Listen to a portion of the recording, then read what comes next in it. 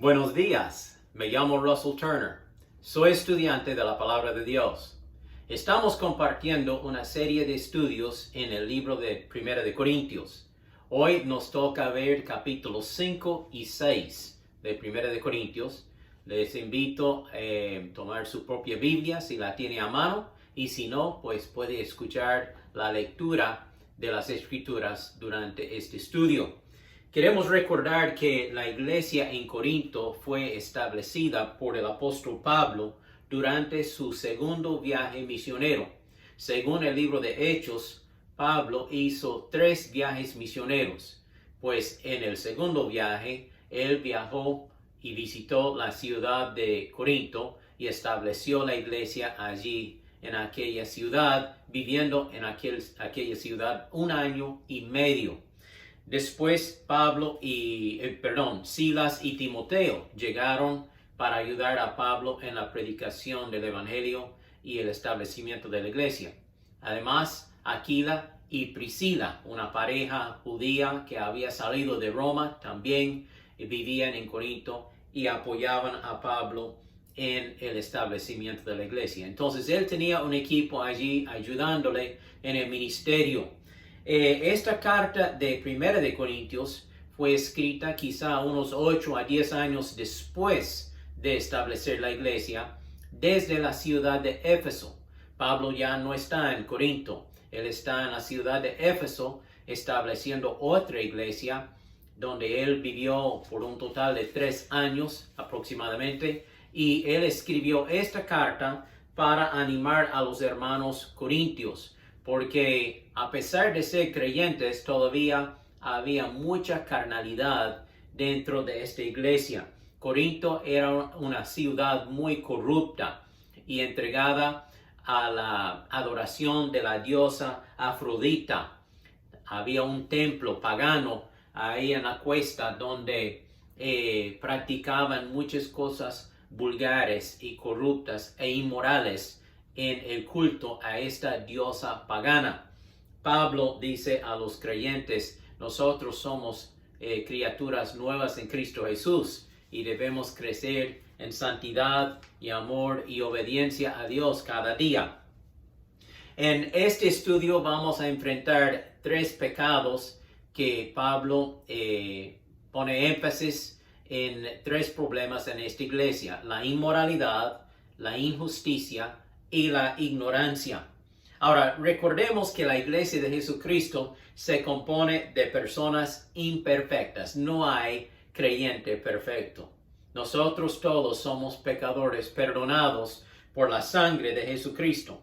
Sin embargo, cuando nacemos de nuevo, cuando nos convertimos a Cristo, somos hechos criaturas nuevas en Cristo. Y debe haber una diferencia en nuestra vida porque tenemos una nueva naturaleza. Desde el día de nuestra conversión a Cristo, o sea, el día que aceptamos a Cristo, hasta el día que venga Cristo, o sea, hasta el día de nuestra muerte, sea cual sea, vamos a enfrentar una lucha feroz, un conflicto muy duro entre la carne y el espíritu, entre el diablo y Dios, entre las tinieblas y la luz, entre la muerte y la vida. Esta es la batalla espiritual de la cual Pablo habla mucho en las epístolas. Y el diablo sabe que él no puede condenarnos. Somos salvos por la gracia de Dios, tenemos vida eterna, estamos seguros en las manos de Dios. Por lo tanto, él trata de arruinar nuestro testimonio. Él busca la forma de hacernos caer en pecado y pues afectar y manchar el testimonio que debemos tener para el Señor Jesucristo. La iglesia en Corinto, como ya sabemos, tiene la mala fama de ser una iglesia carnal, y Pablo tiene que enfrentar estos problemas, y vamos a ver primero la inmoralidad en la iglesia. Estoy leyendo en 1 de Corintios capítulo 5. Me cuesta creer lo que me informan acerca de la inmoralidad sexual que hay entre ustedes, algo que ni siquiera los paganos hacen, o sea, los inconversos. Me dicen que un hombre de su iglesia vive en pecado con su madrastra. Obviamente, un hombre mayor, su esposa se había muerto, que era la mamá de aquel hombre joven, y aquel mayor se había vuelto a casar con otra mujer. Y ahora este hombre joven está conviviendo con la madrastra en adulterio, en inmoralidad sexual. Y dice Pablo, ustedes están muy orgullosos de sí mismos, en cambio, deberían estar llorando de dolor y vergüenza y echar a ese hombre de la congregación. El problema es que este hombre joven que está viviendo en esta forma de fornicación e inmoralidad sexual es un miembro de la iglesia. Había hecho profesión de fe en Cristo Jesús. Se había bautizado, es miembro en la iglesia, pero está viviendo en tal pecado. Y todo el mundo lo sabe. Eso es lo peor. Ellos están observando este pecado permitido dentro de la iglesia. Luego Pablo dice, aunque no estoy con ustedes en persona, sí lo estoy en el espíritu. Y como si estuviera allí, ya emití mi juicio sobre ese hombre en el nombre del Señor Jesucristo. Ahora, oiga lo que dice Pablo. Ustedes deben convocar a una reunión de la iglesia. Yo estaré presente en espíritu, igual que el poder de nuestro Señor Jesús. Entonces deben expulsar a ese hombre y entregárselo a Satanás, para que su naturaleza pecaminosa, o sea, su cuerpo, sea destruido y él mismo sea salvo en el día que el Señor vuelva. De nuevo, leo esta última parte. Yo estaré presente en espíritu igual que el poder de nuestro Señor Jesús. O sea, estamos haciendo esto con la autoridad de la palabra de Dios. Entonces deben expulsar a ese hombre de la congregación, de la membresía de la iglesia, y entregárselo a Satanás para que su naturaleza pecaminosa, o sea, su cuerpo, sea destruido. Su naturaleza pecaminosa sea destruida y él mismo será salvo en el día que el Señor vuelva. Qué tremendo, ¿verdad? Hay que enfrentar este pecado. Hay que tratar con ello. No puede taparlo más. Ahora, ¿para qué es el cuerpo? Dice 1 Corintios 6:13, y el cuerpo no es para la inmoralidad sexual, sino es para el Señor. Nuestro cuerpo es para el Señor. Y el Señor es para el cuerpo. Huyan de la inmoralidad sexual. Cualquier otro pecado que el hombre cometa ocurre fuera del cuerpo, pero el que comete inmoralidad sexual peca contra su propio cuerpo. Debemos recordar que Dios nos hizo hombre y mujer y nos hizo con deseos sexuales. Pero estos deseos deben ser satisfechos dentro del lazo matrimonial. Y solo así. Hebreos 13:4 dice, honroso sea en todos el matrimonio. Ahora, había un hombre, miembro de la iglesia en Corinto. Esto significa que él era creyente, pero él vivía en pecado con su madrastra, la esposa de su padre. La iglesia no había hecho nada acerca del caso, más bien lo permitía y se jactaba de la libertad que tenemos para hacer cualquier cosa. Qué manera de ser carnales, ¿verdad? Entonces Pablo ordena que tengan una reunión en la iglesia y que expulsen a ese hombre de la membresía de la iglesia. Este hombre quedaría expuesto al ataque satánico con el fin de destruir su cuerpo. O sea, él cometería el pecado de muerte. Esto es disciplina de Dios en la vida de un cristiano que no quiere arrepentirse de un pecado que está cometiendo. Pero su alma, su espíritu, sería salvo en el día de la resurrección, porque gracias a Dios el creyente no pierde la salvación. Tal vez usted está pensando, bueno, si no pierdo la salvación, yo voy a salir y hacer lo que me da la gana, porque de todo modo soy salvo. Está pensando mal, porque hay que recordar esto. Aunque somos hijos de Dios y estamos seguros eternamente, Tenemos vida eterna, Cristo nos ha salvado y nadie puede sacarnos de la mano de Dios. Sin embargo, cuando pecamos, dice Dios que el hombre cosecha lo que siembra. Y si sembramos a la carne, vamos a cosechar muerte, pecado, sufrimiento, disciplina, castigo.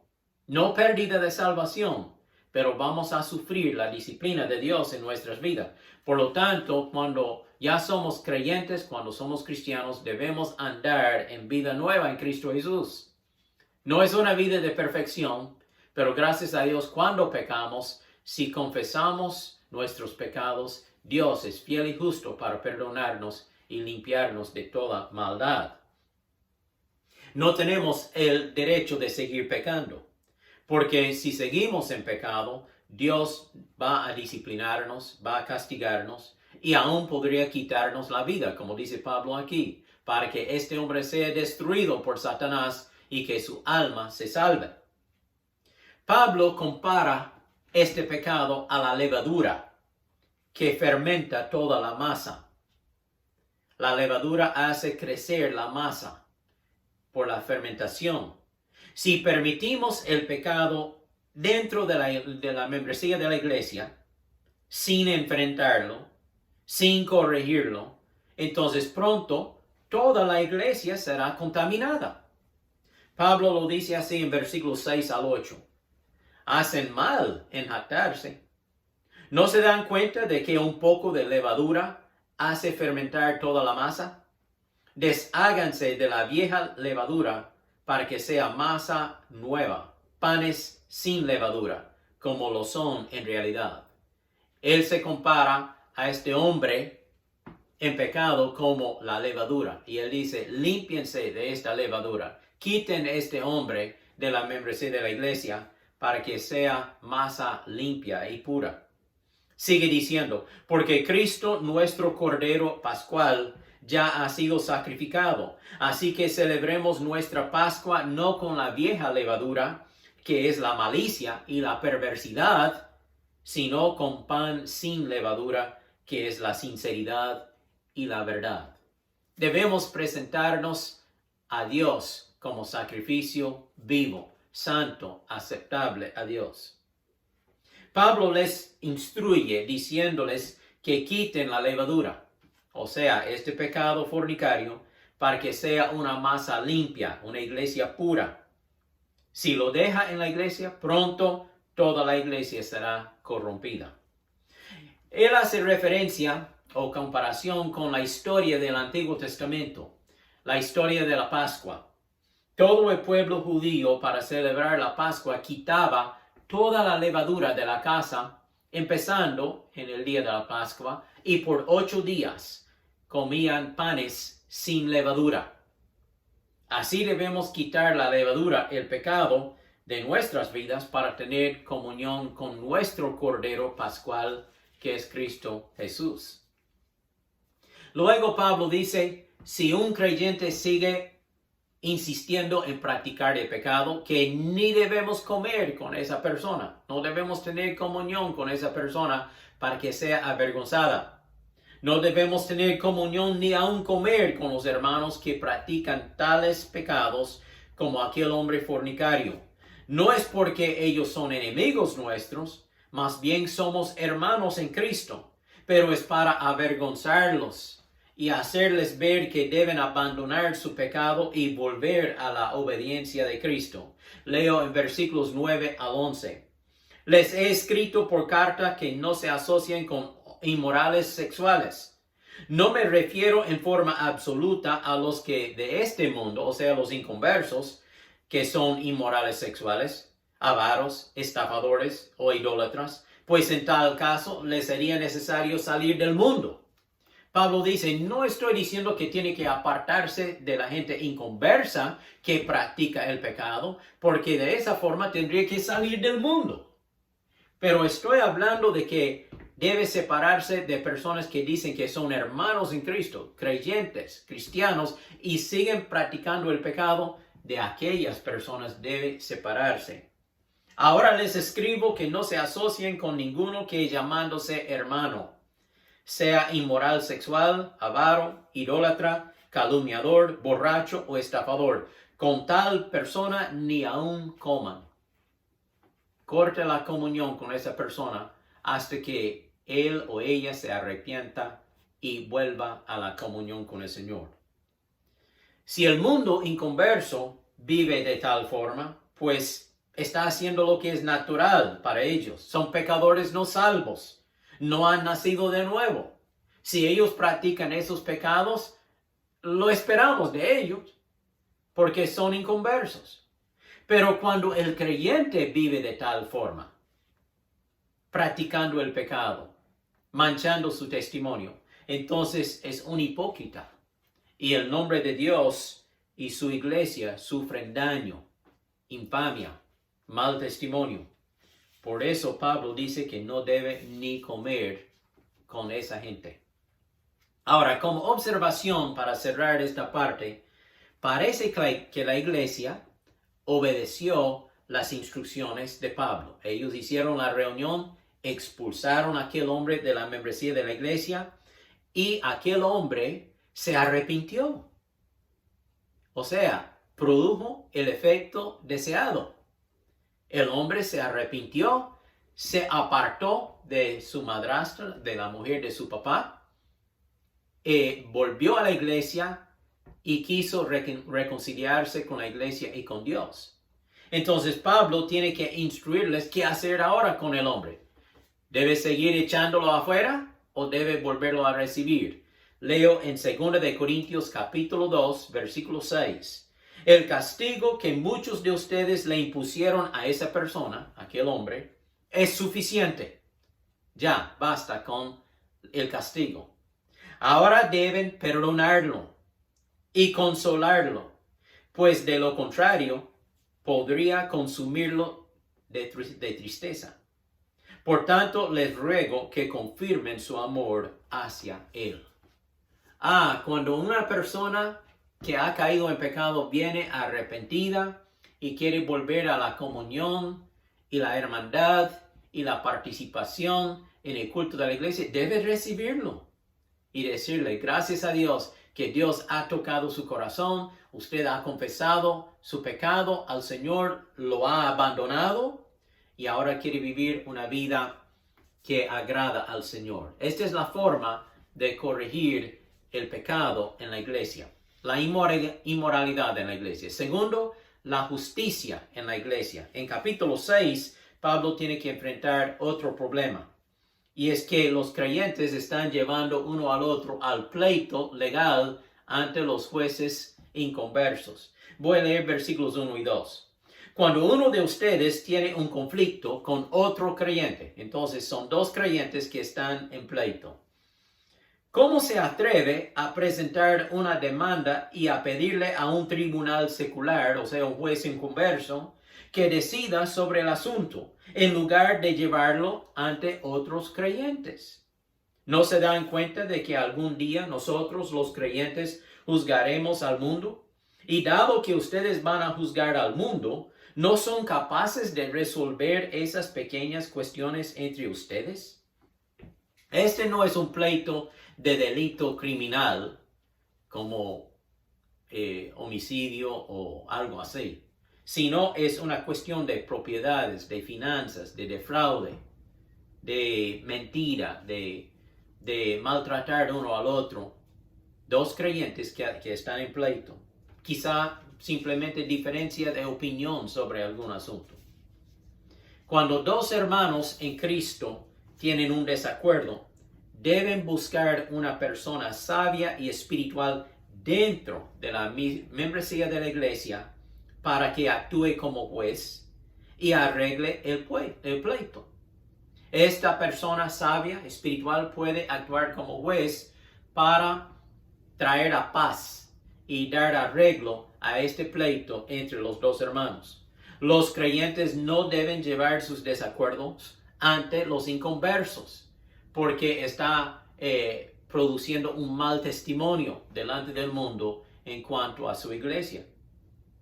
Nosotros decimos que somos un cuerpo en Cristo, que somos hermanos en Cristo, pero si estamos llevando pleitos personales ante los inconversos, ¿qué van a pensar de ellos? Sin embargo, los corintios iban al juicio uno contra el otro y llevaban sus pleitos ante los jueces paganos e inconversos que no tenían nada que ver con la iglesia. Pablo dice, aquellas personas inconversas no tienen estima en la iglesia, no son parte de la membresía de la iglesia, porque están llevando sus pleitos ante ellos. Pablo les recuerda que como creyentes e hijos de Dios, un día en el reino de Jesucristo, vamos a juzgar hasta los ángeles. Vamos a reinar con Cristo. Si esto es la verdad, ¿por qué no podemos arreglar nuestros asuntos terrenales ahora? Es un mal testimonio llevar a su hermano en Cristo al juicio ante los inconversos. Sería mejor sufrir el defraude en vez de dañar el testimonio de Jesucristo y su iglesia. ¿Cuál vale más? ¿Ganar el pleito o mantener un buen testimonio para Cristo? Yo creo que usted sabe la respuesta. Entonces, Pablo trata con la injusticia en capítulo 6 de 1 de Corintios, la injusticia en la iglesia.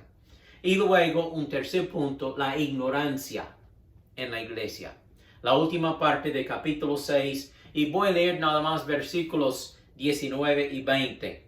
Dice así: ¿acaso ignoran que el cuerpo de ustedes es templo del Espíritu Santo, que está en ustedes, y que recibieron de parte de Dios, y que ustedes no son dueños de sí mismos, porque ustedes han sido comprados? El precio de ustedes ya ha sido pagado. Por lo tanto, den gloria a Dios en su cuerpo y en su espíritu, los cuales son de Dios. ¿Para qué es el cuerpo humano? ¿Cuál es el propósito divino para el cuerpo humano? Pues es para glorificar a Dios, es para honrar a Dios. El cuerpo del creyente es templo del Espíritu Santo.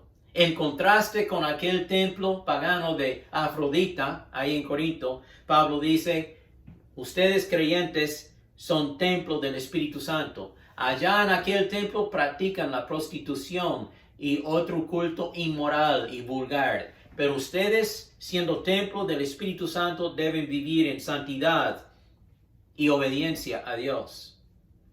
Nuestro cuerpo no debe ser instrumento de inmoralidad. El Espíritu Santo mora en nosotros.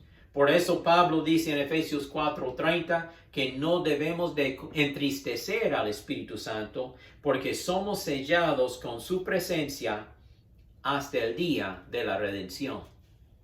Aquí vemos 4 cosas. Número 1, nuestro cuerpo es templo o morada del Espíritu Santo. Desde el día de su salvación, el Espíritu Santo viene a morar en su vida. 2, Dios es propietario, dueño de su vida. Usted y yo no somos los dueños de nuestras vidas. Dios es nuestro dueño.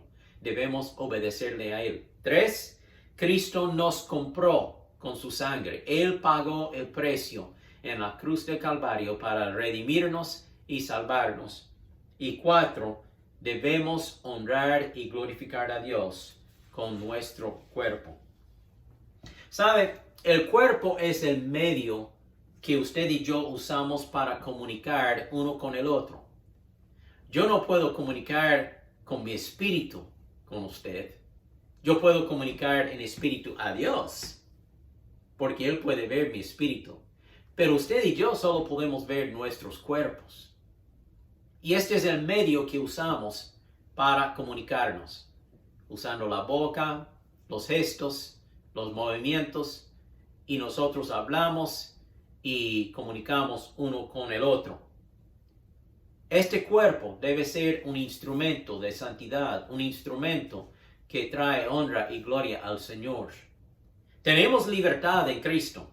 Somos libres en Cristo Jesús, no para pecar, sino para servir a Dios. Y aquí dice en el versículo 20 que nosotros debemos glorificar a Dios en nuestro cuerpo y en nuestro espíritu. El cuerpo se refiere a acciones externas, lo que se ve. Y luego en nuestro espíritu, actitudes internas, la parte que está aquí adentro. Por fuera y por dentro debemos glorificar a Dios con nuestros cuerpos. Somos hijos de Dios, somos posesión de Dios. Hemos sido comprados por la sangre de Jesucristo y un día viviremos con Él. El Espíritu Santo mora en nosotros. Había un muchacho que estaba volando su papalote y el viento llevaba el papalote más y más y más alto. Y ahí se estira el cordón que sostenía el papalote. Y un hombre pasó y él mira y él dice, ni veo el papalote, ¿cómo sabe que todavía está allí? Y el muchacho dice, porque lo puedo sentir. Puedo sentir el jalazo del papalote, aunque no se ve, es tan alto. Y así es en nuestras vidas con el Espíritu Santo. Podemos sentirlo en nuestras vidas, haciendo la obra de Dios a través de su consuelo, su convicción, su dirección. Debemos escuchar la voz del Espíritu Santo. Ahora, si está escuchándome y no ha recibido a Cristo como su Salvador personal, hoy es el día de su salvación. Usted puede hacer una oración al Señor con toda sinceridad y decirle al Señor Jesucristo, perdona mis pecados, Señor. Límpiame con tu sangre. Yo te recibo como mi Salvador personal. Dame vida eterna. Quiero aceptarte como mi Salvador. Haga una oración de esta forma al Señor Jesucristo y reciba la salvación. Que Dios le bendiga. Padre, te doy gracias por el estudio de tu palabra y pido que sea de mucha ayuda para nuestro crecimiento espiritual. En el nombre de Jesús. Amén. Que Dios les bendiga. Hasta el próximo estudio.